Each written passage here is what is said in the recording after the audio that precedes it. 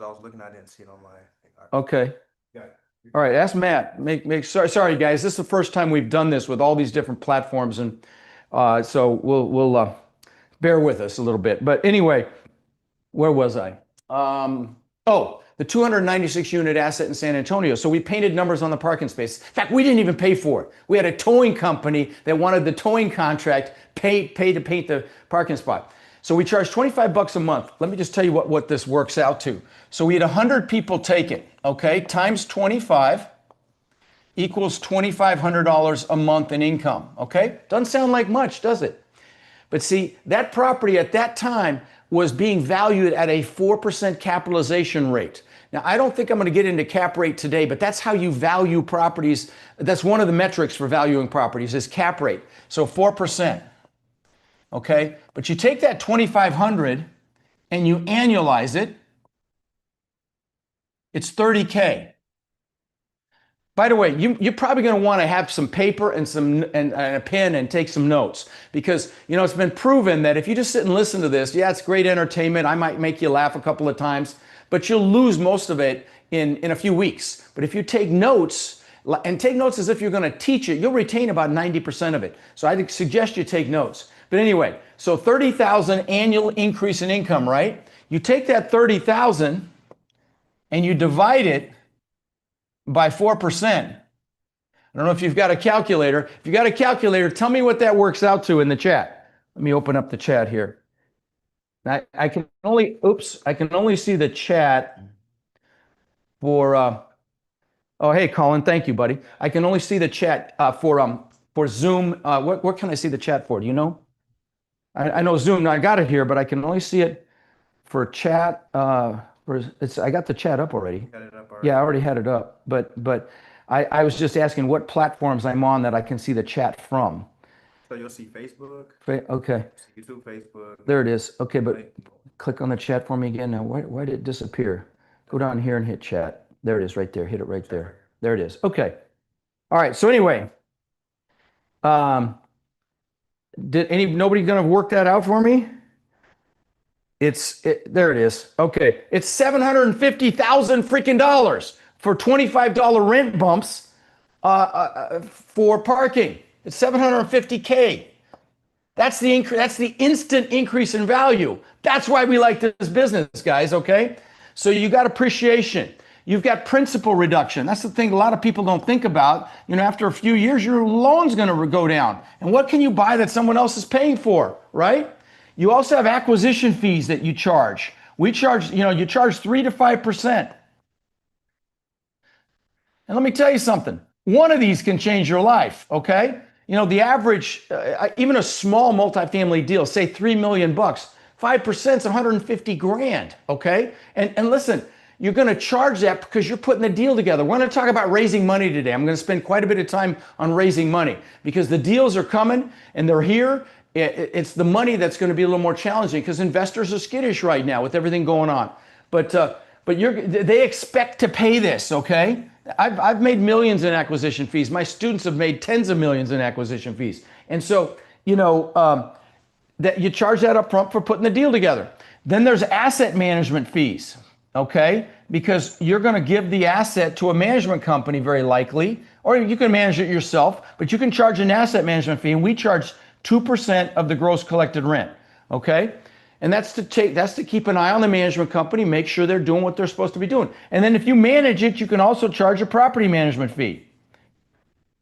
And that depends on the size, okay? So these are all the different ways you can make money in this business, guys. That's why we love this freaking business.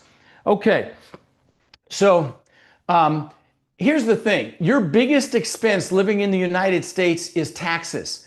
And so, the beautiful thing about real estate, maybe you've heard of the BRRRR method, okay? Buy, renovate, refinance, repeat. See, the beautiful thing about that method is you don't pay taxes when you refinance, okay? And see, here's the thing. Most people literally leave bills or expenses behind. Multifamily investors basically, when they die, multifamily investors leave income, okay? So let's talk about some of the factors that are involved in this business. The first one is this is a team sport, okay? Real estate, the way, commercial real estate, which is what I teach. By the way, I don't just teach multifamily, I also teach senior housing.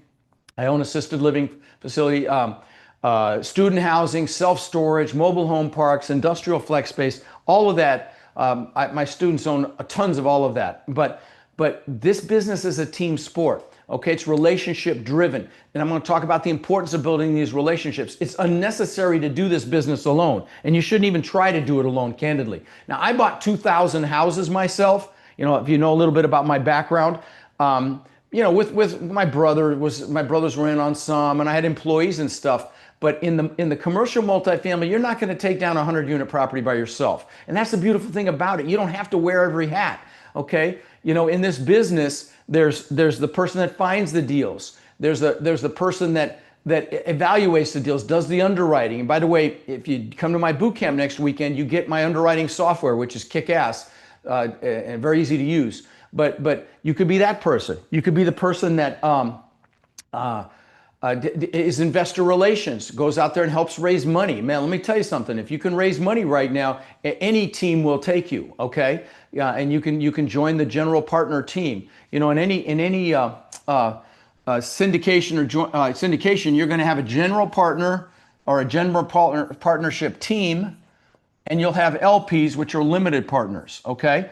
And you're going to do this. Now, you could do this. You could be an LP as well. It's a great way to start. But if you want to join one of these teams, if you can raise money, you're in. If you can find deals, you're in. Okay, so those are the two fastest ways to getting ingrained with a team. I've got a coaching program they call my Warriors, and they own I think we believe around 300,000, literally 300,000 units. We're counting, and we're at 270,000. We know we're missing a ton. But all of those are done between warriors. So what I want to tell you is, if you're going to do this business, I don't care if you join the Warrior program. Of course, I'd love you to, but there's meetup groups in your area. Go meet people that are doing this, okay? Go meet people that want this, and get around people that think what you think is hard is easy. Yeah, great job, Autumn. And anyway, welcome, guys. I appreciate you all being here. Okay, so, see, and I'm going to tell you, most people, they rely on a job, okay, or the stock market, or a retirement account that, rises and falls with the economy. There's been a lot of upset there, and I think we're going to see more. See, this business isn't just about making money, it's about having choices, okay? So back to relationships. You're going to need to build relationships with sellers, okay, that are selling, potential investors. Listen, guys, these deals take money, but it doesn't have to be your own money. And I'm going to spend quite a bit of time today on showing you how to raise money for deals, okay? So you're going to build relationships with investors, bankers and lenders, brokers, real estate brokers, other service providers, the painters, plumbers, electricians, drywallers, inspectors, appraisers, you name it, insurance agents, and property management companies. So this is a relationship business. So let me ask you this. Put in the chat what you'd like to learn from me, okay? Just so I get an idea of where you're at. If you've got a minute, put in the chat what you'd like to learn from me, and I'll do my best to cover as much of it today as I can. I've got kind of an agenda, but I'm happy to add in, stuff if you guys have an idea of what you might like me to cover. So just let me know what you're thinking. And you let me know if you got any questions pop up on the other things here, okay? Break down the language, break the ice language. I have no idea what you mean, Anthony, dude. That I don't understand what you're asking me there, brother. Please elaborate. But if you've got something you want me to cover, throw it in here in the chat. Oh, speaking with the broker. Got it. Now I understand. Sure, you got it. I'll talk about that, and I'll do that here in just a second. Here we go. Let me. I'm not good with Apple products, and this is an Apple, because the AV team is all Apple, and this is an Apple laptop. So bear with me. Blueprint to get involved in the first deal in the next 2 weeks. Okay, you got it. So building relationships. Let's see what else we got here. Break down the debt payments and how it affects the NOI. Well, debt payments don't affect the NOI. They're two completely different things, Hortensia. So the NOI is just all the income on the property. Okay, let's talk about NOI. It's probably one of the most important numbers you need to know. So you've got all the income on the property subtracted by all the property related expenses equals the net operating income, which the abbreviation is the NOI.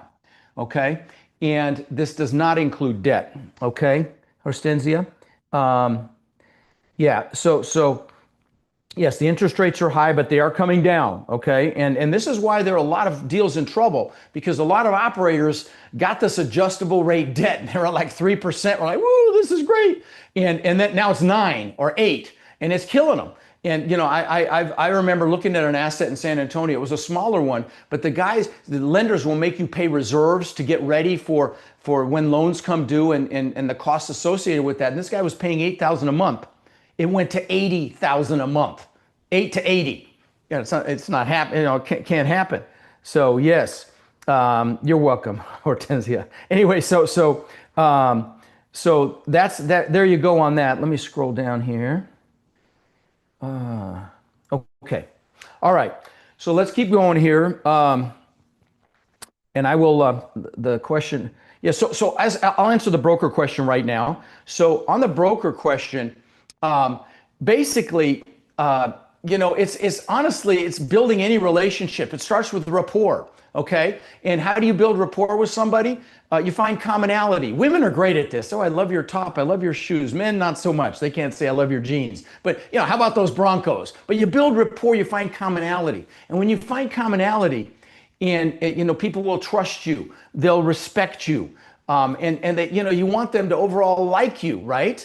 And people only do business with the people that they like. And I'm going to tell you something kind of interesting.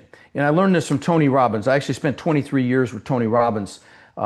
Seems like a lifetime ago now. But he gave us an example. When two people are really in rapport, where they're connected and talking, they will start mirroring each other. If you watch two people, like at a restaurant or something, one of them goes like this, the other one will go like this. Their breathing will match. It's the craziest thing ever. I've seen it. But anyway, you got to find rapport and commonality. Now with a broker, what you want to do when you call them, Anthony, is you basically ideally ask them about a listing that they've got. Hey, tell me about that listing on Town Place. Why are they selling? What's up with that deal? And then what you do is you give them your investment criteria. And so what is your investment criteria? It's basically, it's there we go. It's where you want to buy. It's what you want to buy. It's the size that you want to buy. It's the asset class you want to buy. It's A, B, C, and D assets. And so it's telling him what you're interested in, because you can't be all things to all people. If you tell them you're just looking for a deal, they'll be like, oh God, it's a newbie. No, you want to give them very specific information about what it is you're interested in, Anthony. So that's the broker conversation. Now, here's the thing. This business can be done remotely. You can buy, I own assets in 7 states. I've sold some of them, actually, it might be less than that now, but I've owned assets in 7 states. And although I'm going to tell you, if you learn from me, I will suggest, actually almost insist, that you stick with one market. Become an expert in one market. The most successful operators I've seen are the ones that are geographically specific. They stay in one market, they become really good at it. And then they ultimately vertically integrate. What does that mean? They own their own management company. They own their own construction company. But see, when you invest in multifamily property, you're literally tapping into multiple income streams under one roof. And that creates stability, true stability. That single family houses or traditional investments, they just can't match. Again, I've owned 2,000 single family houses that I've rented long term. In 2008, I lost $50 million, and it was my houses that cost me. I had 800 houses along the Gulf Coast of Florida here, and I had several apartment complexes. It was the houses that pulled me down. And by the way, I get hate sometimes online for this. Well, you must have over leveraged. No, I was at a 30% loan to value. I only owed 30 cents on the dollar, and I still crashed and burned. Houses don't cash flow well. They just don't. Okay, they have their own taxes. They have their own insurance.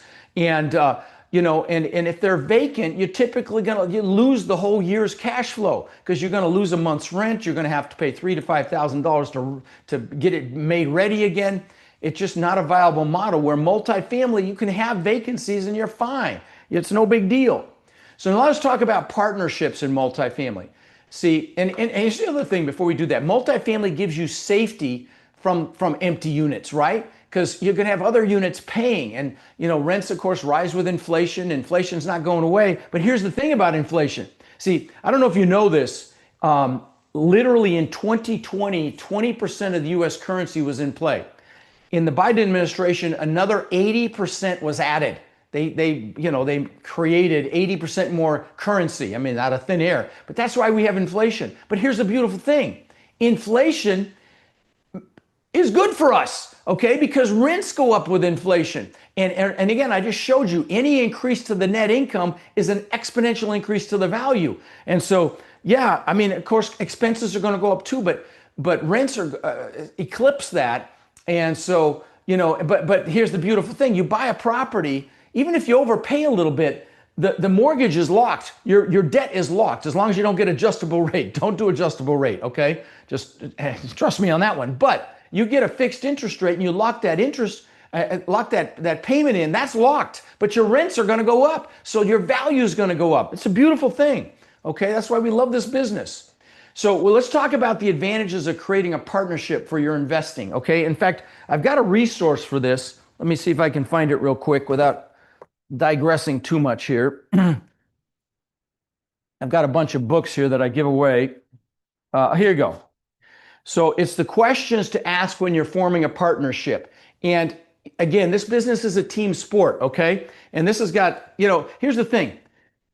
Partnerships, like a marriage, are easy to get into and hard to get out of, okay? Ask me how I know. I'm dealing with one right now with a nefarious partner, piece of shit. Anyway, and I'm teach this stuff and I got sucked into this guy. But you want to ask all the right questions up front, okay? And things like, where's the office going to be located? Do we have a set work schedule? What's our goal? What roles are each of us going to play? So this is in my link tree, which is rodslinks.com.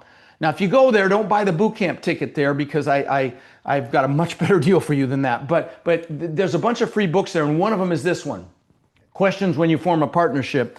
But this business is a team sport, okay? With a partnership, you can divide up the responsibilities. And I will tell you, some of the best partnerships I see are an analytical person with an outgoing person. Because this business is primarily empirical. It's primarily numbers. You get the numbers right, you ask all the right questions, it's pretty hard to make a big mistake. So, and those are some of the best partnerships I see in this business, is a analytical person with an outgoing person. And they can help you reach out to investors for equity. They can help you get financing. And there's strength in numbers, right? But here's the thing. Like I said, a partnership's like a marriage. You can't fire them.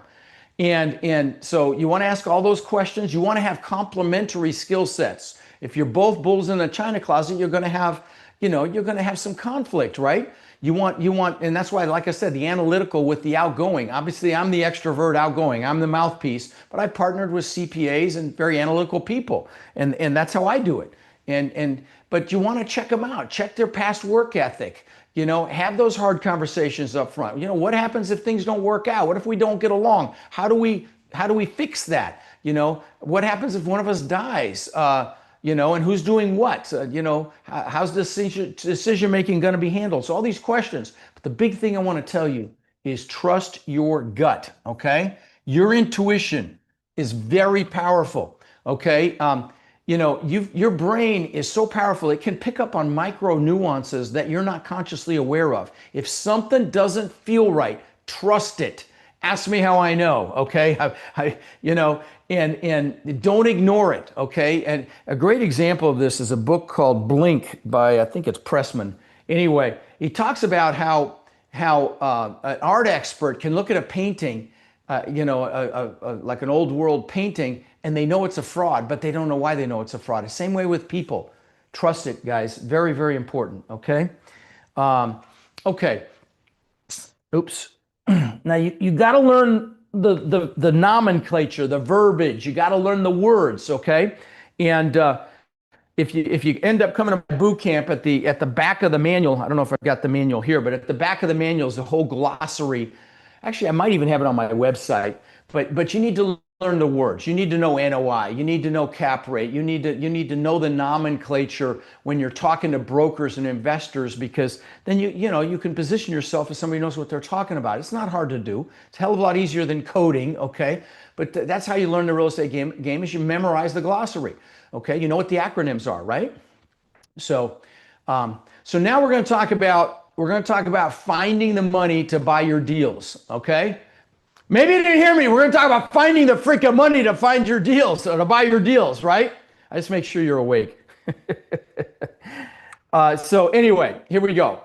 Yes, these deals take money, but it doesn't have to be your own money. I don't know about you, but I'll take 20, 30, 40, 50% of something over 100% of nothing any day, okay? So let me talk about some of the different ways that you can get money for your deals. So the first one is joint ventures, okay? Now in a joint venture, everybody has to be active, okay? So I don't want to see more than 5 or 6 people in a JV. Call them JV, that's the acronym. I don't want to see more than 5 or 6 people because I'm going to call bullshit if you tell me they're all active. They're not. And so, I will tell you, in my 20s, I bought millions of dollars worth of property 50-50 with partners, and they were JVs. And here's why. They put up the money, number one. They actually even signed on the debt. I did all the work, though. I found the deals. I fixed them up. I rented them. I managed them. I sold them. But, and by the way, this is not uncommon. I've got students that have taken down $1 million deals with partners where someone else put up the money. And so, but again, because in my case, because they were also signing on the debt, that's definitely active. Also, if I spent more than a certain amount of money doing the fix up, I had to get their approval. That's active. So that's joint venture. Now, and by the way, don't hesitate to ask me questions. I will answer them as we go here. So if you got one, throw it in, and Raul, who's helping me here, will see them, or you're going to check the phones here as well too for the question. Oh, they show up there. Perfect. Okay. So feel free to ask. Yes, and Anthony, yes, it's called a buy box as well, the investor criteria. But okay, so that's joint ventures. The other way is syndications. Okay. Now a syndication. So remember, I just said JV, joint venture. A syndication. It sounds scary. It's a scary word. And by the way, we spend quite a bit of time teaching this at the boot camp, but let me give you an overview of what a syndication is. Whenever you see a big apartment complex, it's not one person that owns that thing, okay? It's somebody that put together a syndication, brought in a group of investors, and put the deal together. And that's what I teach you how to do. Now, I can't obviously go into great detail on that today, but here's the thing to remember. If you raise money and take money from someone and they're not active, okay? They're basically just give you the money and you give them a rate of return, you have to do a syndication, okay? What does that mean? It means you pay an attorney to help you do it. The average is about 15 grand. You're not going to want to do it for less than about $1 million deal. Like I said, my students have raised hundreds of millions of dollars in syndications to take down these large properties. I told you, my warriors own upwards of 300,000 units, tons of senior housing, tons of student housing, self-storage, mobile home parks, you name it. But they do syndications for the most part, some joint ventures as well. But see, you're going to hear a lot of new terms today. Okay, syndication being one of them, JV, joint venture being one of them. Underwriting. Underwriting is maybe you haven't heard that before, and that's how you're basically checking out a deal. And as I said, you're going to want some software for that. I give you free software with my $47 bootcamp ticket, but regardless, you're going to want that. NOI. I just went through that. Net operating income, cap rate, the capitalization rate, and so you're going to learn some things today that you haven't heard before, and that's okay. And you need to learn this stuff. And just remember, it's like anything. When you're first getting started, you don't know anything. But how do you eat a whale one bite at a time, right? So let's talk about equity investors. So these are the people that we're talking about that you're going to bring in to take down these larger properties, okay? And now, what is equity mean in the commercial real estate space? I know if you've got a house, you know what it means with a house. Let's say, you own $100,000, 100K house and you owe 50K, you got 50K in equity, right? Okay, very simple. Well, in my world, equity is different, a little different. Equity is the down payment. It's the closing costs. It's the reserves. I always get 6 months of expenses in reserves that I raise, just in case the shit hits the fan. I've got my basically shit hit the fan fund. So it's any CapEx. It's any work you're going to do, improvements, which we call capital expenditures. It's any capital expenditures or CapEx again. That you're raising up front to do the work. By the way, you never buy a property and say, I will fix it up with the cash flow. That's a newbie mistake. You raise the money up front. But this is all equity, okay? Now, when you're buying a large property, you're going to get debt, okay? And you're going to raise equity. You're going to do both, okay? But this is the equity. It's basically the money out of pocket. It's the money out of Hip National Bank, just so you fully understand. So you're going to get equity investors, right? And that's what those are the LPs I'm talking about. Oops. LPs, okay? Limited partners. That's another acronym you need to know. GPs is the general partners, okay? So these are the things, again, I'm teaching you the nomenclature. You're going to learn things like that. But, the split, and by the way, the LPs or the equity investors get a piece of the deal, right? And they get their proportionate share of the profits and losses. Okay? So they share in the profits, they share in the losses. And this is why this business is so exciting, because they can invest in and get write-offs. Now, there's a split between you and your equity investors, and that's determined by the numbers in the deal. Sometimes you'll see some common, and by the way, and they may or may not stay in the deal after you refinance. Sometimes if you refinance, they get the return of their capital, but very often it's just a return on their capital. Oh no, sorry. When you refi, they will get their capital back, but then you decide if they stay in the deal or not. And most people let them stay in the deal, and then the returns for them are infinity because they have no money invested. But anyway, what I want to tell you is the split between you and them is determined by how good the deal is. Now, very often, and again, I may make your eyes cross a little bit with this, but in a syndication, very often you'll have what's called a pref, or a preferred return. And you'll offer your investors this pref or preferred return anywhere from 5 to 8%. And basically, they get 5 to 8% of their return on their money. So if they got 100,000 in, they get 5 to 8,000 a year before you get anything. And then after that preferred return, there's a split. It could be 50-50. It could be anything down to 90-10. But I'm going to tell you, if you see anything above 70-30, that means it's a really skinny deal. I've done deals at 70-30, but if you see an 80-20 run, don't invest in that deal. It's too skinny. But this was a beautiful property, this 70-30, so we did it. Most of my deals are 50-50, but that's the numbers in the deal dictate what the splits are going to be, okay? And again, don't hesitate to ask me questions if you got any on this stuff, guys. Okay. All right, so those are equity investors. But see, here's the thing. You get multiple income streams from multiple units, and basically you're creating scalable, safe, compounding returns for your investors and for yourself. By the way, some of this stuff is dry. If you get tired, you're likely dehydrated, so make sure you drink water. Go ahead. Say, would this be available on record after live? Recorded? Will this be recorded after the live? I think so. I'm not sure, honestly, if it's gonna be available. I'm not sure. Why, if you got to go, I understand, but I'm not positive. I have to ask Matt on that. Okay. So where do you find this equity? Okay. I tell my warriors, my coaching students, anywhere somebody holds still long enough, they need to know what the heck you're doing. So of course it's friends and family, right? That's the easiest. But let me tell you, do not dabble if you're going to take friends and family money and you don't know what you're doing. That's some awkward freaking Thanksgiving and Christmas dinners if you lose their money, okay? So friends and family, for sure. Credit. I bought properties on credit cards back in the day. By the way, I'll give you some context.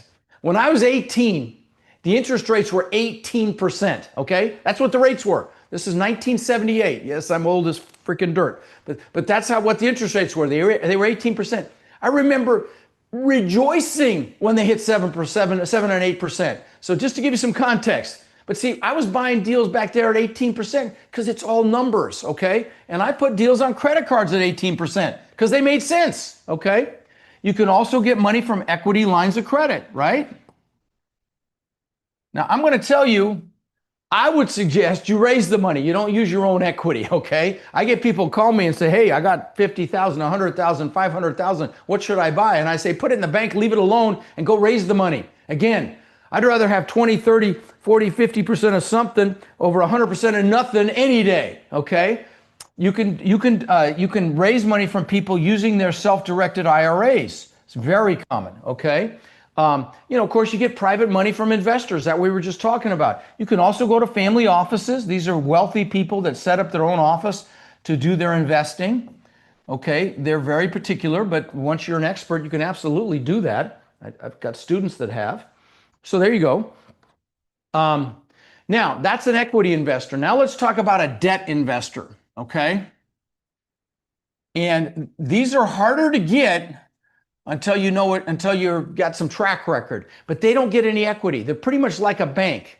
And it's more difficult to raise money from a debt investor because people like the upside. But then when you refinance, they're out of the deal.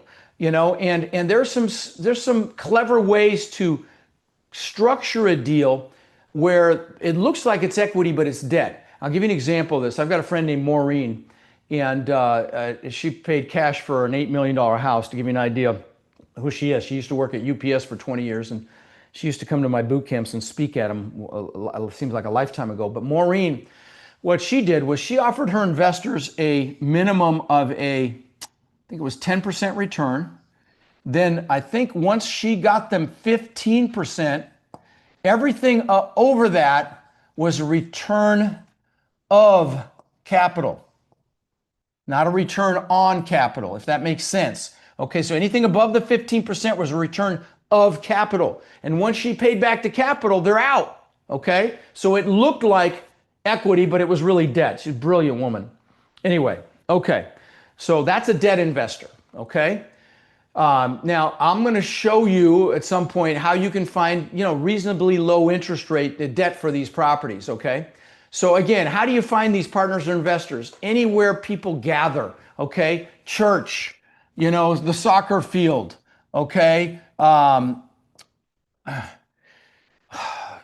health club. I met one of my largest partners in Denver. We at this really cool health club called the International Athletic Club. We had our own lockers with the little brass names on it. Felt like big shits. He was right next to me, and we did millions of dollars worth of deals together. Meetup groups. Okay, my students have dozens of meetup groups. Okay, and I'm going to tell you, prior to social media, that's all you had. I mean, I've interviewed people on my podcast with 10,000 units.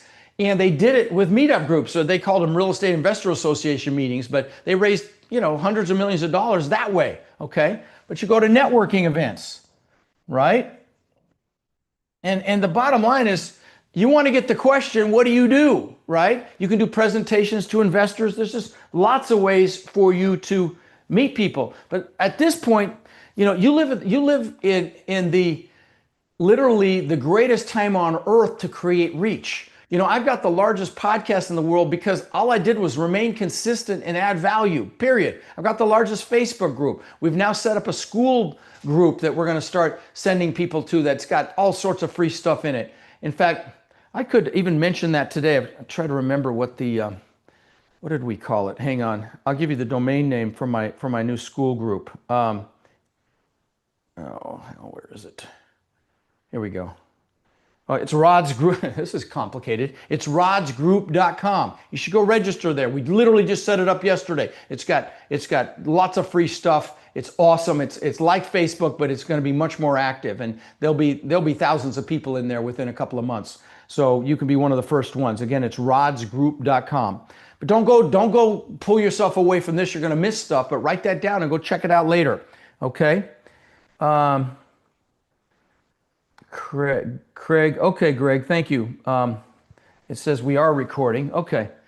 Let's see. Greg, blueprint to get involved in the first deal. Okay, hold up. Blueprint to get involved in the first deal in 2 weeks. Well, Greg, bottom line is you got to educate yourself. I mean, you might be a little unrealistic with that expectation, but you got to educate yourself. Well, 2 weeks, next weekend's my boot camp. Okay, I'll talk about that in a few minutes. I can talk about it now. Basically, I've got a boot camp next weekend. It's $47. I don't sell anything there. It's 2 days of training. It's the 24th and 25th. The bonus is, I mean, you get 2 courses that are 12 modules each. You get $10,000 worth of bonuses. You get my deal evaluator software, my document library, that I've spent tens of thousands of dollars on. I mean, it's ridiculous. Okay. I mean, just literally ridiculous.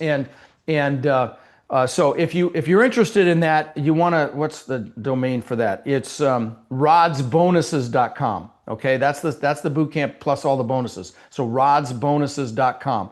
Write that down if you want to come to the boot camp. But that's what you need to do, Greg, is get your butt there, because you're going to learn what you need to learn to do that. Let's see.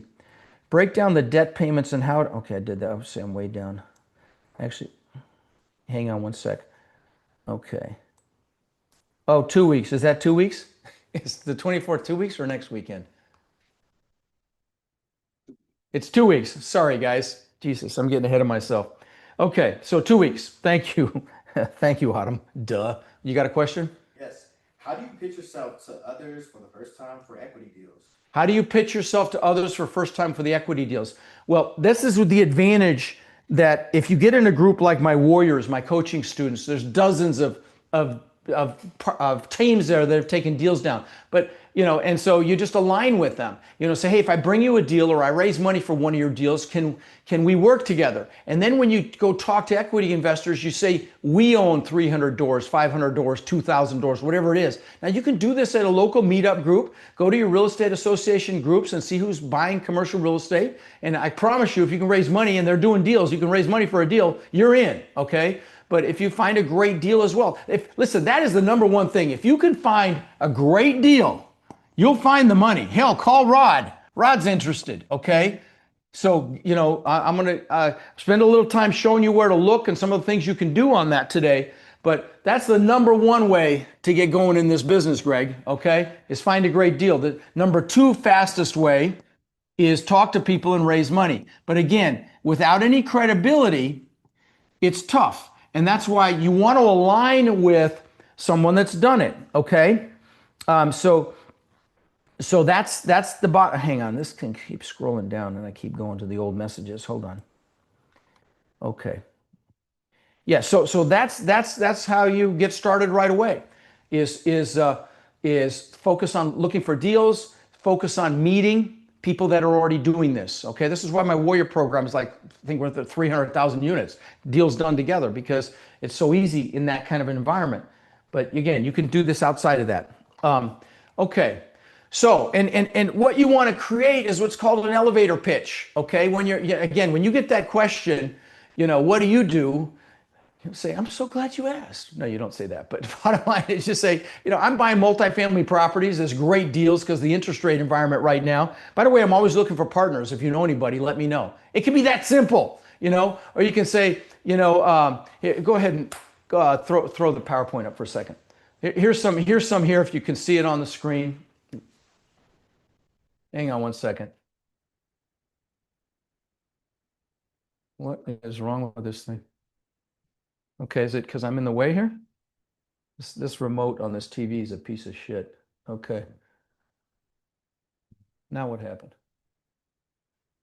There we go. There we go. Okay. Wow. Okay, there you go. Here are some elevator pitch examples. So, we look for properties we can add value to and force appreciation. Who do you know might be interested in partnering with me or investing? We help people like you invest in multifamily properties, or we put together groups of investors to take down larger properties. So these are some examples of some elevator pitches. Okay. So, all right. Now, hang on here. Yeah, we're going to have to figure that out because that's not working. Okay. All right. So here's the thing. The beautiful thing about multifamily is when you're buying a larger multifamily, you don't have to be the property management company. You can hire people to do this. You don't have to, deal with the toilets and the tenants and handle day-to-day issues. That's taken care of by third-party property management companies. And by the way, at my link tree, which is rodslinks.com, there's also a book on how to hire a third-party property management company. It's right here. And I can tell you it's probably one of the best books on the topic in the business, okay? And it's free. It's there. Again, don't go read it now, go look at it now, but write that down, Rod's links, and go check that out. So let's see. Hang on. Do you have to have a deal before raising money, or how can you raise capital before you have a deal to use? Well, that's a great question, Corey. Bottom line is I get asked that question all the time. Should I raise the money first or find the deal first? The answer is yes, okay? You should be building these relationships all the time. And what you do is say, listen, I'm looking at these deals. If I find one, can I send it to you? Now, if you come to my boot camp, I give you a sample deal package as an example that you can give to an investor and say, this is the kind of stuff we're looking for. So you get the PDF and the PowerPoint version of that. But the bottom line, but you can look online, you can probably find one of those as well if you like what the deal looks like. But the bottom line is you start building those relationships, Corey. You start developing a database of people that express interest and raise their hand. But you got to keep that list warm, okay? And so I think I get into that today and ways that you can do that. So stick with me. But again, you don't have to deal with the day-to-day stuff if you're doing this. You're not going to get the midnight calls. Like we had a water main break at my 200-unit apartment complex yesterday. My on-site manager handled it. She found the plumber. It was $1,200, no big deal with the amount of money that place is bringing in, and it was fixed by 6 o'clock. They were without water for 2 hours. Okay, nothing, and that was just in one small building. So again, I didn't have to deal with that. She handled it, and I'm just getting the texts and I'm telling her, you're a freaking rock star. Thank you for handling that. That's it. So if you're looking for a way to protect your income and create long-term stability for your family, this is it. So when you meet an investor, Corey, what you're going to do is you're going to find out what their investment goals are. Okay. So what are their goals? And if they need the money back for a graduation or college within a year or two, they're not a fit, because this is typically a 5 to 7 year investment when you buy one of these properties. So when do they need their money back? Very, very important question. And then, by the way, pay attention to their freaking personality. If they're an ass, don't do business with them. I'm going to tell you, managing your investors can be harder than managing your property. And there's plenty of money looking for a home that's been beat up in the stock market, that wants a good return. And then if they're interested, you find out what their investment goals are. You give them a questionnaire and you're off to the races. But then you keep the list warm, right? You connect with them regularly, and so, like I said, but if they're an ass, if they nitpick you about your acquisition fee or other fees, get rid of them. You just tell them, if you're worried about what I'm making versus what you're going to make, this isn't a good fit. But you nurture the relationship with them. Okay, you call them, or you send them emails, or you can send them gifts. In fact, pretty sure my coffee cups. Yeah, take a look at that. That's the name of my acquisition company, Cree Capital. We give away these Yeti cups. I don't know if you've got one of these Yeti cups. This is my coffee. It's still hot. It's still hot. Been in there for an hour already. But this is a great gift. So you give them gifts. You can have group meetings, right? You can do presentations. You can put out a newsletter. But this is how you keep your investor list warm, okay? And you can do an alert on Google, do an alert for your city. Anything business related, real estate related that pops up about, Tampa, it'll send you that article, and then you can send it to them as an email and say, hey, this is why we love frickin' Tampa. Okay, if it's a positive email, a positive article. So this is the kind of stuff you do to keep the list warm, Corey. Hopefully that answered your question. Corey, you're registered for the boot camp. Fantastic, brother. What I want to tell you is start listening to my podcast, okay? If you're coming to my boot camp, start listening to my podcast. We go into all this stuff in more detail. We and it'll demystify some of the stuff I'll be covering. And you'll, again, this business, there's a lot, okay? You know, and so you just figure out what part of the business you like, because it's a team sport. You don't have to do it all. There's lots of different hats you can wear. I got my hat here. By the way, somebody got me this hat, which is cool as shit. Lifetime cash flow, baby. Anyway, so you figure out what part of the business you want to do, and but start listening to my podcast, because again, it'll demystify things. It'll accelerate your learning process, because you want to get up to speed as fast as you can right now, because the proverbial you know what is hitting the fan. I talked to my SEC attorney, my attorney that handles syndications for us, and he'll be doing a presentation at the boot camp, 2 weeks from now, not next weekend, 2 weeks from now, 24th and 25th. And he'll be doing a presentation. He told me like 3 days ago that he had 3 foreclosures that just happened for some of his clients. Deals are going south, but these people that got that shitty debt. So there's opportunity is the point. So again, get excited, start listening to my podcast, get up to speed as quick as you can. Do my warriors get to work with me personally? Every deal I've ever done has been with warriors, Corey. Yes. Okay, so go ahead. Got a question? Go ahead and give the person's name when you ask. Stephanie. What? Stefan? What platforms do you use to find deals? Also, how do you find off-market deals? Okay, so what platforms do you use to find deals? I don't know if I go through that today, so let me give you some of them. One of them is, I'm sorry, no. This is where these are the platforms you use to evaluate deals. Citydata.com, city-data. These are to evaluate, not find. I'll give you find in just a second. Bestplaces.net. This is how you evaluate an area. I'm sorry, not a deal, an area. I'm moving too fast. Datausa.io. These are how you evaluate an area. And have fun with this. Go in here and play around. Put in your home address. And then put in an address of something you're interested in. But this is how you eval deals. I'm sorry, eval an area. Eval an area. And also census.gov. Okay. Now, finding deals, you can go to loopnet.com.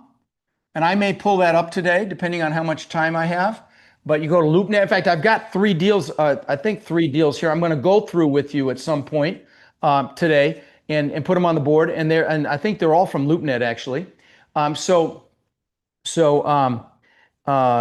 that's how you find them, Stefan. And what was the second question? I'm sorry, the second part of the question.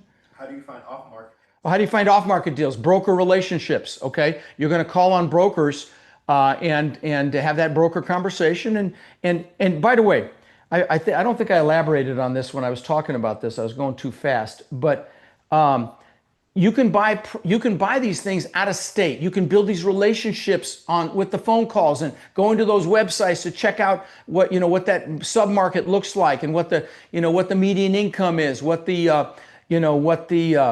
home ownership looks like, what the median price of a home looks like, and you do all this research.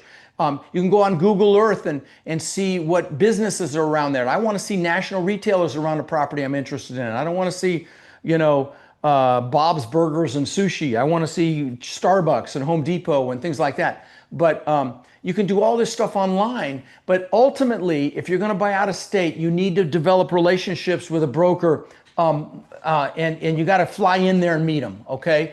And when you're there, you go look at properties with them, and they see your enthusiasm and your passion, and then everything opens up. But you can start the relationships over the phone, but ultimately you need to go visit there. You can meet with property management companies while you're there. I learn more from property management companies than any other person I talk to, because they really know what's going on in the market. But see, why would you want to buy now? There is a huge glut of properties on the market right now. Even housing inventory is up 40%. And we're seeing the biggest price reductions right now since the 2008-9 crash, okay? People say there's no deals. There are deals everywhere right now, okay? So that's why right now. And, Yeah, that boot camp in 2 weeks. I show you how to fund your deals, how to analyze a property, how to develop the mindset to find deals, how to grow your network, how to structure your business, and it's 47 freaking dollars. So again, it's rodsbonuses.com. Go ahead and throw it up for a second, just real quick. I'm just going to show it to you real quick. Um, we got to get this thing going here. Okay. Okay, so that's my boot camp. It's doesn't have the link on there. Well, that's stupid. Okay, doesn't have the link. It's rodsbonuses.com. Remind me, we got to get that link on there. But this is what you get with it. Okay, you get my document library. I've spent tens of thousands of dollars. You get LOI documents, you get LLC documents, you get checklists, you get scripts, everything. You get my deal evaluator software. Where's that on here? Deal analyzer software. You get my book, my best-selling book. You get the Finding Deals course, 12-module course. You get my you get my 12-module content domination course on how to kick ass in social media. You get my no money down system. You get my capital raising system. You get, I mean, all this stuff. You get basically with a $47 ticket. So tell me your excuse, okay? All right, go ahead and take it down. Anyway, it's rodsbonuses.com. That's where you go to get that ticket. And by the way, on Monday, dude, if you got to get up, get up. But on Monday, if you didn't love the boot camp, I'll give you your freaking money back. I don't mean like it, I mean love it, okay? So, like I said, I mean, there's a 10 module course, there's that software, there's the document library. I tell you how to buy deals, no money down. That's a whole process, how to raise capital in great detail, how to kick ass online. That's another 12 module course.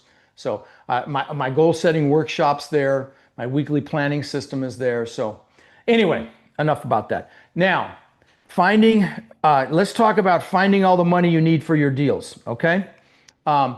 So the first piece, there's some pieces to this. And by the way, we're going to talk about finding all the money you need for your deals. Yeah, baby. Okay. Just making sure you're awake. All right. So one of the first pieces is you put a team together or you join a team that's already done this. Okay. Because when you buy a property,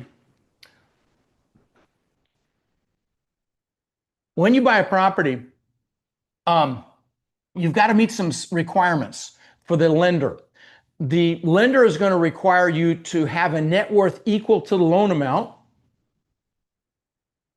And I mean, that loan amount could be $10 million, right? And you're thinking, how the hell are we going to do that? Well, just stay with me here.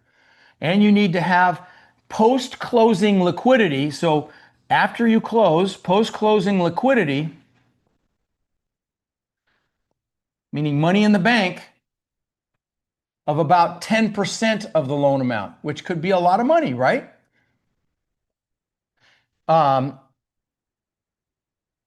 Okay, so it's the team's net worth. It's the team's liquidity, okay? And honestly, you could find one high net worth individual to satisfy that, but that's what you're going to need. It's called a sponsor, okay? I sponsor deals. I've done numerous deals where where we use the resume to qualify. But you also need to find somebody that's got some experience to be on the team, okay? But this is why your first deal, you're going to do it with someone else. You're going to do it with, this again, this is why my Warrior program is so successful, because there's dozens of teams in there. But again, you could do this in your backyard. You got to find someone that's done it, and you offer to give them money, or you offer to give them, find a deal for them. And you say, if I do, can we do this together? And then you can use their resume, right? But then you got to find deals. The number one thing that you can do is find deals. If you find a good deal, call Rod, okay? I'm interested. I'm kidding, but I'm not, but I am. But I'm busy. But the point is, you find a deal, you'll find the money, okay? The money follows the deals, okay? But then you got to raise the money, okay? And again, if you got a kick-ass deal, it's not hard. All right, so that's pretty much the process. Okay. So Um, let's take a look at a deal on LoopNet, for example. All right, my team put together some of these for me. So here's a deal in St. Louis. What did I do with the pen? Oh, it's never pretty when you lose your mind. Anyway, okay, so this deal is in St. Louis. It's on Miami Street. I'm in Miami right now, so that's kind of funny. Anyway, it's 6 units. They're asking $680K.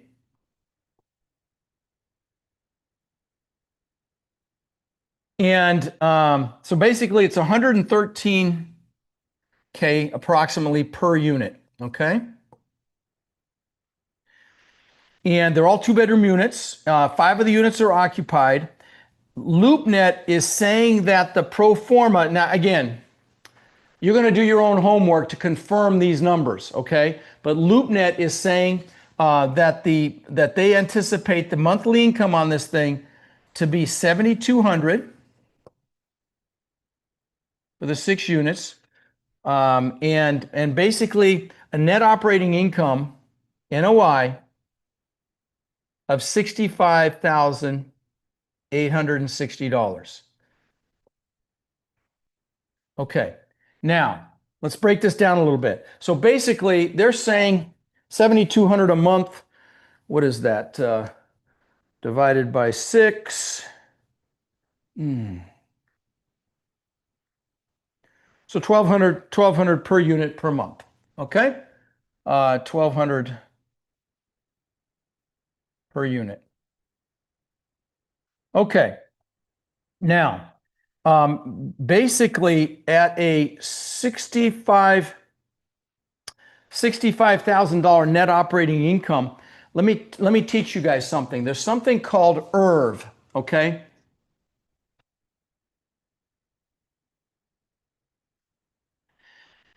This is how you determine cap rate, okay? This is how you determine the capitalization rate. The I is, I'm sorry, the R is the cap rate, the V is the value of purchase price, and the I is the net operating income, okay? So this is the calculation. So if you have any 2 of these items, you can determine the third. So in this case, we have the income, right? It's $65,860. We have the purchase price or value. It's value or purchase price, and that's $680K.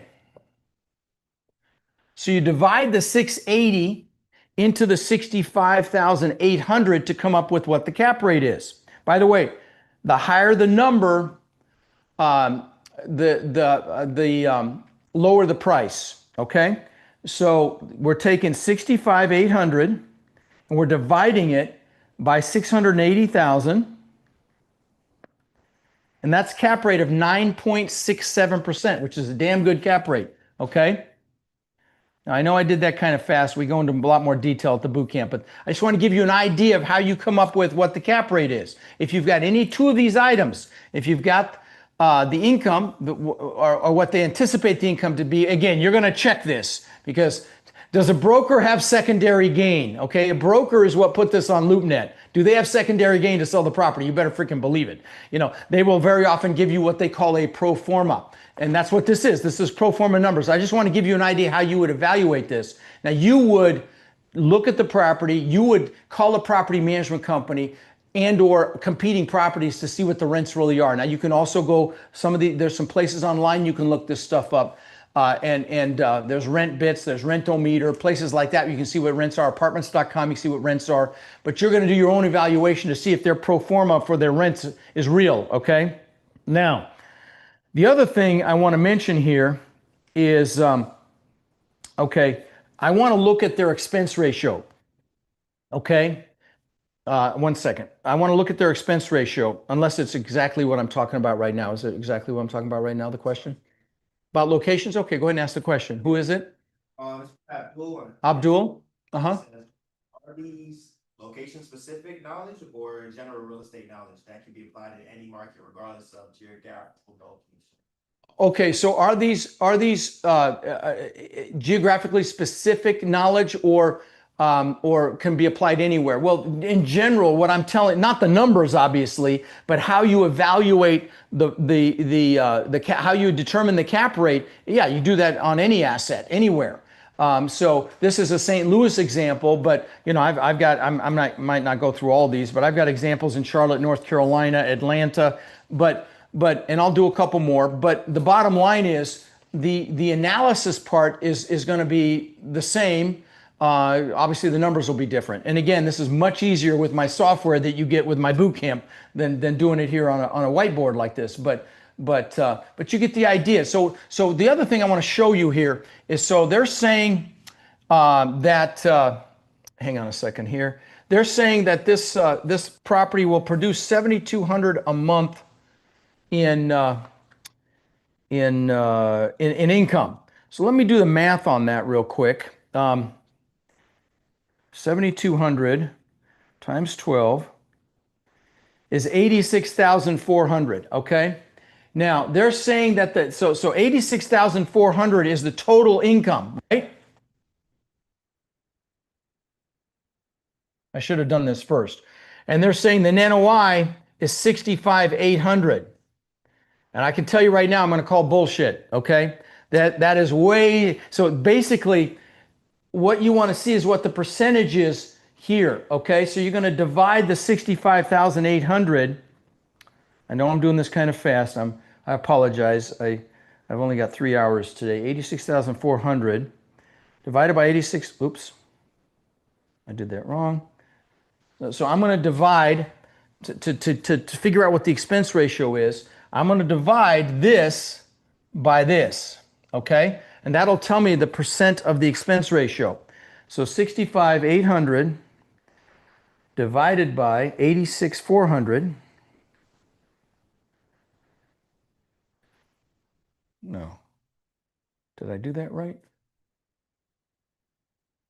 Why is that not coming up the way I want it to? Hang on a second here. I took the short bus to school for math. Hang on a second here. 65, 8. Did I do that right? Divided by 86, 4. They're saying, okay. Okay, yeah. Okay, so basically, so 76. They're saying that this is a 24% expense ratio. Guys, that's bullshit, okay? I will tell you, a typical expense ratio is in the 50 to 60% range, okay? Even 35% would be a stretch. So they're massively projecting this in a way that's not real, okay? But this is what you learn. This is how you break this down. I call it normalizing the expenses, and I spend a lot of time on this at the boot camp. But you're going to normalize the income. You're also going to normalize the expenses. But there's no way that's a 24% expense ratio. Even on a brand new property, you couldn't get that. Okay, it's ridiculous. All right. Let's see here. Is this one I want? Okay, so this is a property on Holton. Pen. On Holton in Charlotte, North Carolina. So let's do this again. So basically, they're asking 1.1315 million, okay? It is 10 units. It's 10 one-bedroom, one-bath units. It's a Class B, which is great. By the way, there's 4 classes of properties and there's 4 classes of areas. And those are A, B, C, and D. A's the brand new stuff, D's the hood. Stay out of the freaking hood, okay? Ask me how I know. Oh shit, what did I just do? I just hit the wrong button. How do I get back to where I need to be? Okay. I should not be allowed anywhere near stuff like this. Anyway, so there's A, B, C, and D class, and I look for B properties in an A area. Thank you. I look for B properties in an A area or C properties in a B area. I don't stay away from D. Okay. I've had people killed. I owned I bought almost a whole block in Aurora, Colorado, suburb of Denver, and it was so bad that one of the units had a hole cut in the front door to pass the crack through. People killed in it, behind it, around it. They put concrete blocks at the end of the street to slow down the drug traffic. Not stop it, just slow it down. You do not want that brain damage, okay? So again, I target a C property in a B area or B property in an A area, okay? So anyway, this is a B class property. Occupancy is 100%. They claim rents below market. Okay, we'll have to check that. So Rent Hop says the average for a one bedroom is $13.51 a month. Now, you're not just going to check one website. You're gonna make phone calls and do other things than that. Zillow says it's Zillow says it's 1117. See the huge disparity between the two websites per month. Okay. But just for simplicity, what we'll do is we'll average it to 1250. But again, you're going to make phone calls and really figure out what it should be, because you got to make sure you're checking apples to apples. You got to make sure the size of the units is similar, age is similar, same sub-market, all these things. You want to make sure that and this is a big one. You want to make sure that that you don't make a mistake like this. I don't know if you know what wholesaling is, where you can wholesale properties, and you can wholesale multifamily as well. I've got students that have literally wholesale deals for $1 million, where they just put a property under contract, they flip the contract for $1 million. Over a dozen that made over 100,000 on a wholesale deal. But I had somebody call me, and they had a friend that screwed this up, where they were comparing properties. In one of the properties, the tenants paid the utilities, and the other one they didn't. And they missed out on a deal. They could have made $1 million wholesaling. No kidding. So again, make sure that that what you compare it, they're both utilities are handled the same way. Super important. So anyway, if you say that if we use the 1250 times 10. Again, this is rough and dirty, guys, but this will give you a quick idea. So that's basically $150K a year. And they are saying an 85,000, they're estimating 85,500 in NOI. This is what the broker is estimating. So we know the purchase price is 1.315. They're showing us an NOI of 85.5. We take, remember IRV, which is the NOI, and we're going to divide that by the, if we knew the cap rate, we divide it by the cap rate, but we know what the purchase price or value is. So we're going to divide, hang on, I want to write it up here so you guys visualize it. So we're going to divide the 85.5, right? That's the NOI, 85.5, by the purchase price, which is 1.315. And let's see what we come up with as far as a cap rate. Oh, this is why I'm the mouthpiece, and I have a CPA help me with the numbers, because this is not like something I truly enjoy. But you got to learn it, okay? And I've learned it. It's just not what my passion is. That is a 6.5 cap rate, which is not a bad cap rate, okay? So 6.5% cap rate. It's not bad. Not fantastic, but it's not bad. Okay, so that's a quick rough and dirty on the cap rate. And but if you let's take it a little further and look at debt on this deal. So let's say that you're going to get a 75% loan to value loan at 7.25%. Okay, so I'm going to erase this because I don't have enough room. I got to learn how to write smaller. So let's say you've got a 75% loan to value loan, right? And you pay the 1.3 uh, um, what the hell? Hold on. Okay. You've got the gross rents of 150,000. Um, oh, got it. Okay. So you've got the annual rents of 150,000, but you're going to take out at least 5% for, bad debt and payments minus 5%, which brings you to 142.5 in net income on that. Okay. Then, so you got that 142.5.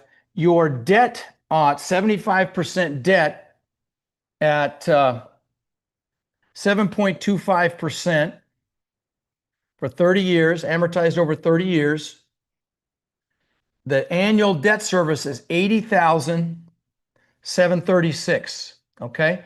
Now I'm going to teach you something else. It's called the debt service coverage ratio, DSCR. You've heard of these DSCR loans. They're fairly new in the single family space, but they've been around forever in commercial, because when you're buying a commercial real estate piece of real estate, 5 units or higher, that's commercial real estate. They're looking at the property's ability to service the debt. They don't care what your debt to income is. And that's the debt service coverage ratio. They want to make sure that property can cover that debt. Now, in this case, you've got, what did we say the NOI was on this thing? Okay, we said the NOI was 85.5, I believe. Is that what we said on this thing? Yeah, it's 85.5. Okay, so 85.5 per year is the NOI. But we just said the debt is 80,736, right? This is the debt. This is the NOI. That, if you divide that debt payment by the NOI, what do you come up with for a debt service coverage ratio? I'm going to tell you what you need, which is 1.25%. I'm dividing 80,736 by 85.5. And that's not right. It's basically a 1.06 debt service coverage ratio, which is not enough. Okay. Lenders want to see a 1.25% minimum typically. This is a 1.06%. And so, so an example of a 1.25% would be, let's say you've got an NOI of 125K for the year, and your debt for the year is 100K. That's a 1.25% debt service coverage ratio. That's the minimum most lenders want to see. Okay. Now, I know I'm doing this way fast compared to the boot camp, but I just want to give you guys an idea. All right, let's keep going here. So, and I'm going to be doing more and more. I'm going to be doing these every Saturday. And I will be bringing some of my students to do case studies. They're just kind of getting our arms around all the tech and all that stuff here to get it right. But we talked about sponsors, right? A sponsor is somebody that's experienced in multifamily ownership. They're financially strong. Maybe they've borrowed money from multifamily in the past, right? And you basically give them a piece of the deal. And this is how it's done in my Warrior program. This is how it's done if you go out there and meet people and say, listen, if I bring you a deal, can I be involved? Can I be what's called a co-GP, okay? Co-general partner. And so you bring the deal, or you bring the money, or some of the money. You can be a co-GP. I can promise you. Any one of my warriors would take you, and people on the street as well. And by the way, don't be afraid to give them a lot on your first deal or two, because that builds your resume. Okay, and then you're off to the races. Don't try to be greedy on your first deal or two. Give them a big chunk, and again, then you're off to the races. So that's what you do. You're bringing in a sponsor. Okay. Do we have any questions? I haven't looked at my questions for a minute. Hang on a second. Let me look. Okay. Let's see. Corey, to apply to my Warrior program, you text the word To apply to Warriors, you text the word crush to 72345. Okay? That's how you apply to my Warrior program. Okay, what else we got here? Okay. Oh God, I missed a lot of questions. Sorry, guys. I should have looked at this sooner. Forgive me. Okay, Corey, you just joined the Warrior person. Love it. Love it. You joined the school group. Good for you. Jacqueline, nationalresearch.com. Okay, I've never looked at that one, Jacqueline. Thank you. Is the boot camp in person or online? It's unfortunately, I'm not doing in person right now. I was going to have 1,000 people at a boot camp and aren't buying tickets for that right now. I was supposed to be at like 220 ticket sales based on previous sales, and I was at 18, and so I'm like, nope, not doing it. So I'm just virtual. But I promise, Sheila, I will keep you engaged. Okay, I don't lose people because I bring a lot of energy to it, and I promise you'll love it. And I don't mean that. I don't mean like it. I mean you'll freaking love it, Sheila, if you can come. Okay. Michael, can you ask for copies of leases to prove monthly rent? Absolutely. When you put a property under contract, you're going to do due diligence, and part of the due diligence is to evaluate the leases. Now, we'll tell you, and I spend a lot of time on that at the boot camp, and I will be training pieces of this on these Saturday trainings as well. But you're doing physical due diligence. You're walking the units, but you're also doing you're doing the contracts. But you're also doing leases when you're doing the due diligence on a property. You're going to walk the property. You're going to review any contracts they have with vendors, and you're going to review the leases.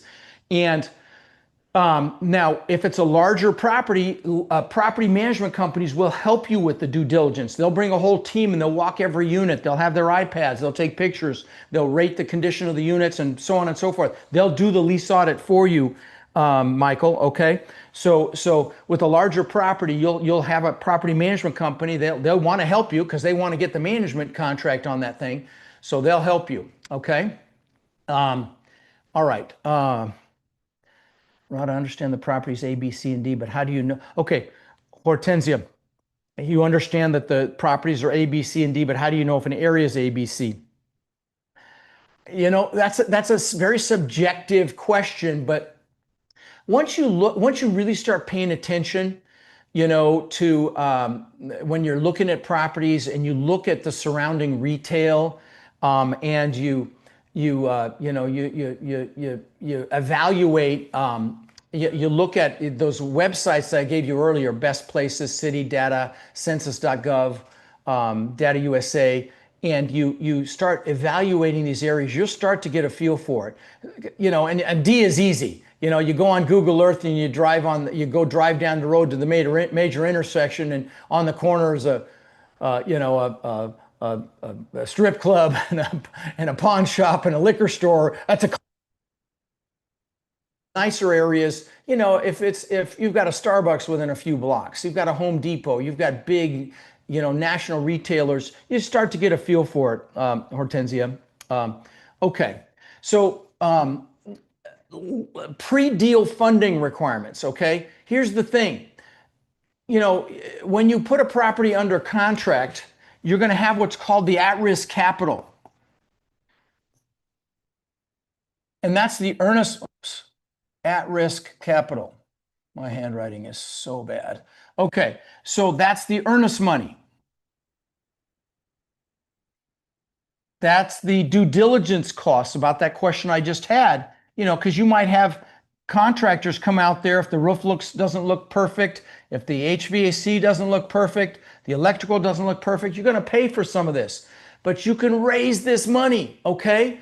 I've put in at-risk capital. Of course, I get a slice of the deal for doing that, but I put up the earnest money. I put up the due diligence costs. Very often there'll be costs associated with the financing, you know, to pay for the appraisal and to get the financing going. I mean, you know, it can be a decent chunk of money, but that's called the at-risk capital, and you can raise that as well, okay? And so, again, you could do these deals with none of your own money. You find a good enough deal, you'll find the at-risk capital, and then you raise the rest of the money to put the deal together, okay? But I got to tell you, you can be creative. You can borrow the money. You can do that as well. But if it's a good deal, you'll find somebody to put up average capital, no problem at all. For a piece of the deal. But you do whatever you can to get your first deal, because after your first deal's acquisition fee, you're not going to need it again. Okay, so that's at-risk capital. I started in real estate basically when I was 18. I was single. I was hungry. I knew I wanted financial success. I didn't have any credit. But, after I bought my first house, now I had a little bit of net worth, and that was the start of my schedule of real estate. So, your objectives should be to put as little of your own cash into the deal as possible and get the return, you and your investors get the return of your money and your investors' money as quick as possible, refinance it, and force the highest appreciation. So let me write this down. So as little of your own money, you want to get as the return of your money and your investors' money ASAP, and you want to force the highest appreciation as fast as you can. Now, how do you force the appreciation? You fix it up. You get the rents up. Okay, you fix it up. You get the rents up. You do it in the quickest amount of time. Man, you're off to the freaking races. And and again, remember this: what can you buy that other people pay for? Not stocks, not crypto. Your tenants. You buy this, your tenants pay off your freaking your mortgage. So it's a beautiful thing. So how do you reduce the down payment when you're buying a property? Well, number one is you obviously you get credit for security deposits. That reduces it. Because the least amount of money you can get into, the better. I would always close on the around the third of the month if you can, because you're going to get credit for the rents, and then you can also get a repair credit from the seller. I remember, and by the way, you always, when you're doing your due diligence, you always get a general contractor or a property inspector to help you review the property. I have literally looked at thousands of properties, and I always get one. Okay, and I'll give you an example. That 296 unit property in San Antonio I mentioned to you. You always get a GC, general contractor. Jesus, my handwriting. You always get a GC or an inspector. Well, I brought a GC to that 296 unit complex, and guys, no ego, I'm really good at evaluating a property, but I missed something. Okay, you had to stand just perfectly to see that this brick wall on the third floor of this building was bulging just a little bit like that. Okay, I missed it. He saw it. We had a structural engineer come out, check it out, and I can't tell you how much because I had to sign a non-disclosure, but it was large six-figure credit from the seller for that deal, because I was going to back out. I had to do some repair to the property, but you can get seller repair credits to reduce the down payment. So again, finding the money, is something we're talking about here, and investors are interested in returns. Okay, so there's two types of returns. There's the cash on cash,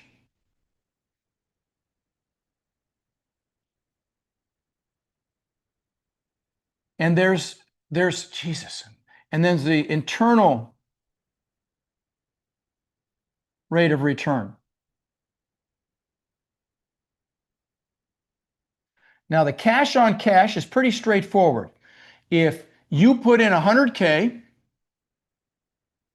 or your investor puts in 100K, the cash on cash is how much they get every year back from that. So if it's 10K, it's a 10% cash on cash per year, okay? But the internal rate of return, when you do a pro forma, and by the way, the software you get with my bootcamp ticket does all this for you, but when you typically do like a 5-year horizon, okay? So you do what's called a 5-year pro forma. And at the end of that 5 years, you're going to sell or refinance that property. That internal rate of return covers everything. It covers the cash flow, the entire 5 years, covers your principal reduction, and covers whatever you sell it for if you sell it, and all that totaled equals your IRR, your internal rate of return. And this is what investors want to see.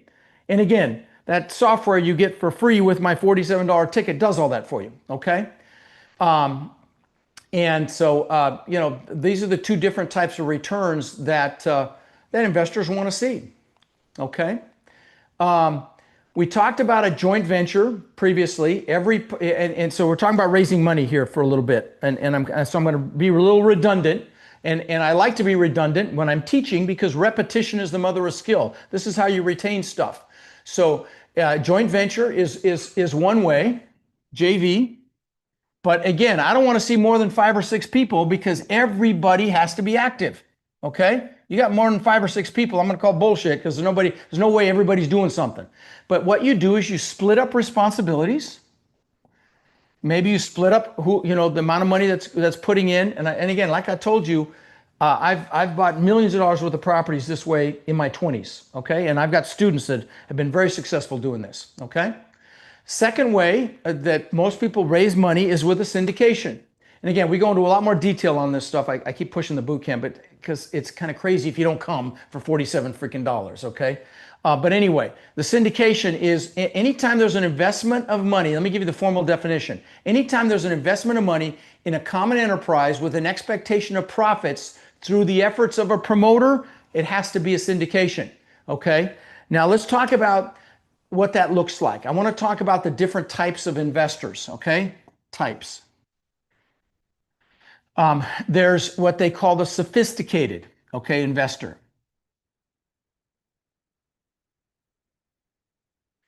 And there's what's called the accredited.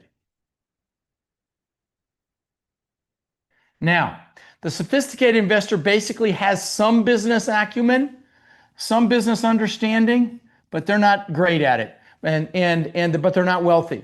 The accredited either makes $200K a year if they're single, $300 if they're married, filing jointly, with the expectation of it to continue. This is income.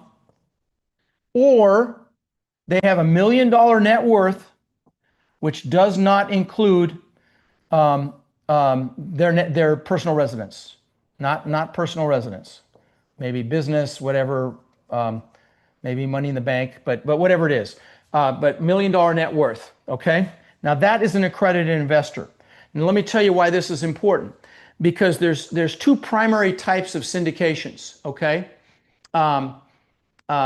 And basically, let me go through them with you. Okay, so there's back when I first started in this business, there was only one, and it was the 506B, which is an exemption to the SEC rules. Now again, I go into my SEC attorney Merrill Calliser goes into a lot more detail on this, but I'm going to give you kind of an overview.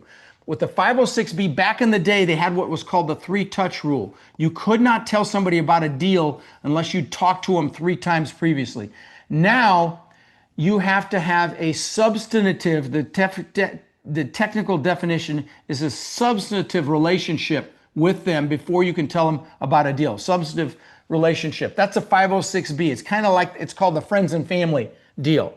Now, when the Dodd-Frank Act came about, the clouds parted and the angels sang, and they came out with what's called the 506C. And you can advertise it. I can tell you about a deal right now. I don't even know you. However, I can only take accredited investors.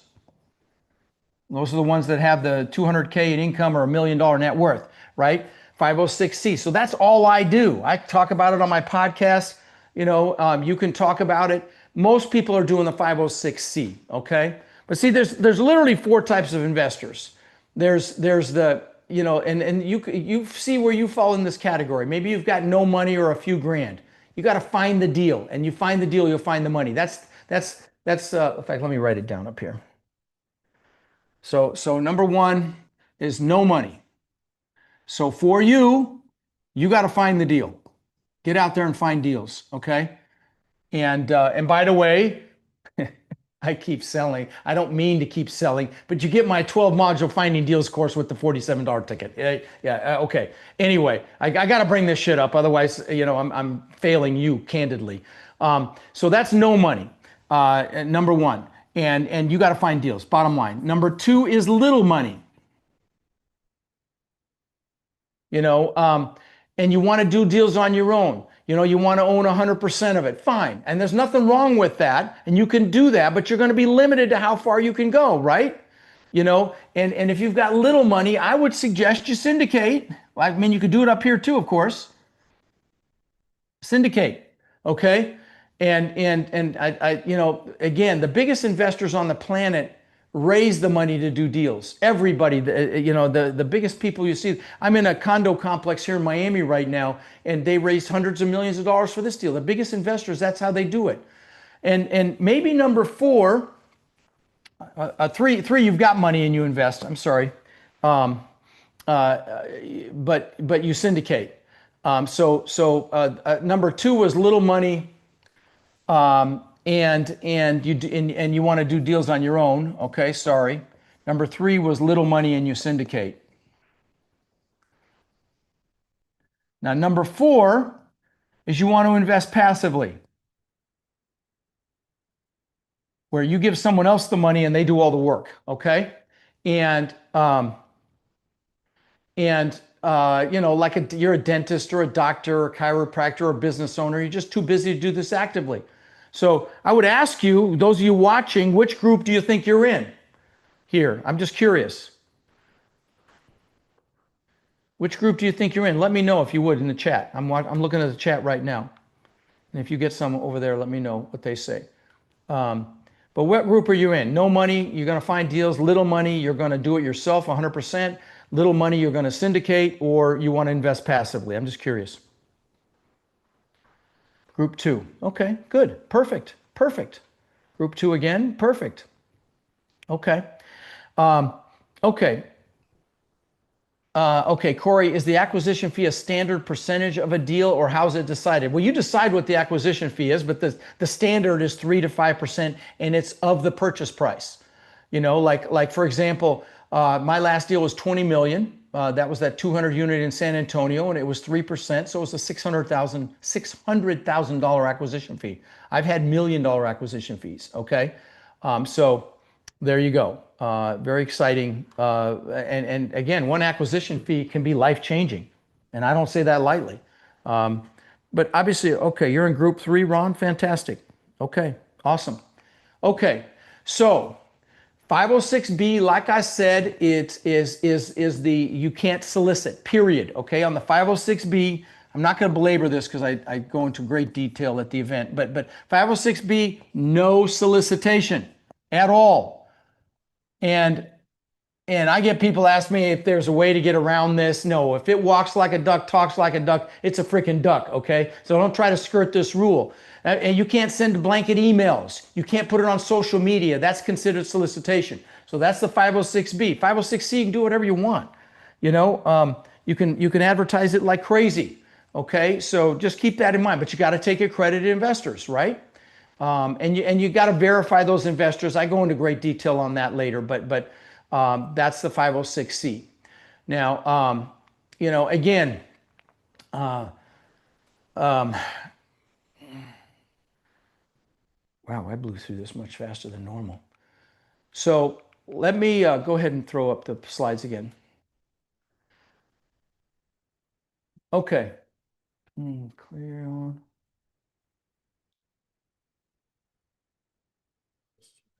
Yeah, we got to fix this. We got to fix this. Okay.